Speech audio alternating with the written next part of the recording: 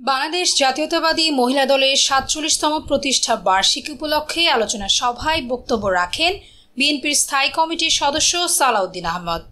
তিনি বলেন, আমরাও ছাত্র রাজনীতি করেছি, আমরা অবদান রাখতে পারছি কিনা জানি না, কিন্তু আমরা চেষ্টা করছি।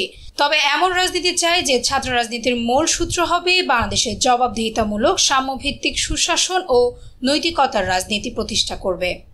এছাড়াও তিনি আরও বলেন, আন্দোলনের মধ্য দিয়ে আমরা যখন ছাত্র জমানায় ছাত্র রাজনীতি করেছি, আন্দোলনের মধ্য দিয়ে সংগঠন বিকশিত হতো, সংগঠিত হতো। এমন না যে এখন আন্দোলন করে আন্দোলন শেষ হলে সংগঠন করব, তা নয়।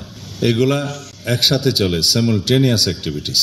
তা আপনাদেরকে মনে রাখতে হবে, আপনারা দীর্ঘ 16 বছর আন্দোলনের সময় সংগঠন হয়তো তেমনভাবে করার সুযোগ পান নাই, বিভিন্ন রকমের বাধা বিপত্তি ছিল। আওয়ামী ফ্যাসিস্টরা কোনো রকমের সাংগঠনিক তৎপরতা রাজনীতি করতে দেয় নাই, সেটা মানি। কিন্তু এখনকার উন্মুক্ত পরিস্থিতিতে আপনাদের শতগুণ কর্মতৎপরতা বাড়াতে হবে, যেটা আগে করতে পারেন না। কিছু ত্রুটি বিচ্যুতি নির্বাচনে হয়েছিল, যেহেতু যাত্রা অনেক বছর পরে হয়েছে, কিন্তু ত্রুটি বিচ্যুতি ছিল।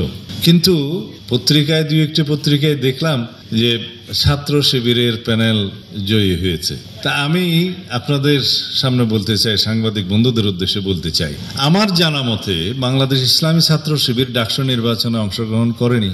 এই নামে, এই ব্যানারে কোনো প্যানেল প্রদান করা হয়েছে কি? না। তো পত্রিকা, বিভিন্ন মিডিয়াতে এইভাবে আসছে কেন? প্রশ্ন সেখানে।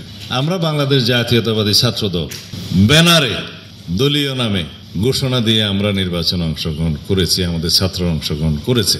অন্যান্য কয়েকটি দল, এমনকি ইসলামী ছাত্র আন্দোলন নামে একটি দল নামে করেছে, কেউ কেউ স্বতন্ত্র শিক্ষার্থী ঐক্য নামে করেছে, কেউ সমন্বিত শিক্ষার্থী সংসদ নামে করেছে, বৈষম্য বিরোধী শিক্ষার্থী সংসদ নামে করেছে, অপরাজেয় ৭১, অদম্য ২৪ নামে করেছে। কিন্তু যারা স্বনামে ছাত্র সংসদ নির্বাচনে অংশগ্রহণ করতে চায়নি, তার একটা উদ্দেশ্য তো অবশ্যই আছে। যারা আজকে জয়ী হয়েছে তাদের দেখলাম প্যানেলটা ছিল ঐক্যবদ্ধ শিক্ষার্থী জোট। সেই ব্যানারে যারা জয়ী হয়েছে, আমি আবারও ব্যক্তিগতভাবে তাদেরকে অভিনন্দন জানাই।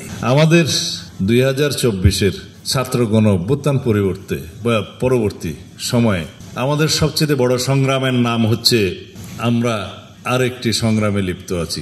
সেই সংগ্রাম হচ্ছে বাংলাদেশের নতুন যাত্রায় রাজনৈতিক সংস্কৃতি পরিবর্তনের সংগ্রাম। আমাদের এই রাজনৈতিক সংস্কৃতি পরিবর্তনের সংগ্রাম চালু রাখতে হবে। নতুন রাজনৈতিক সংস্কৃতির ধারা প্রচলন করতে হবে। সেই সংস্কৃতি কি? গণতান্ত্রিক সংস্কৃতি, সহনশীলতার সংস্কৃতি, সহমর্মিতার সংস্কৃতি। এবং সহনশীলতা, সহমর্মিতার মধ্য দিয়ে আমরা পরস্পর রাজনৈতিক দলসমূহের মধ্যে আমরা প্রতিযোগিতা করব, রাজনীতির চর্চা করব।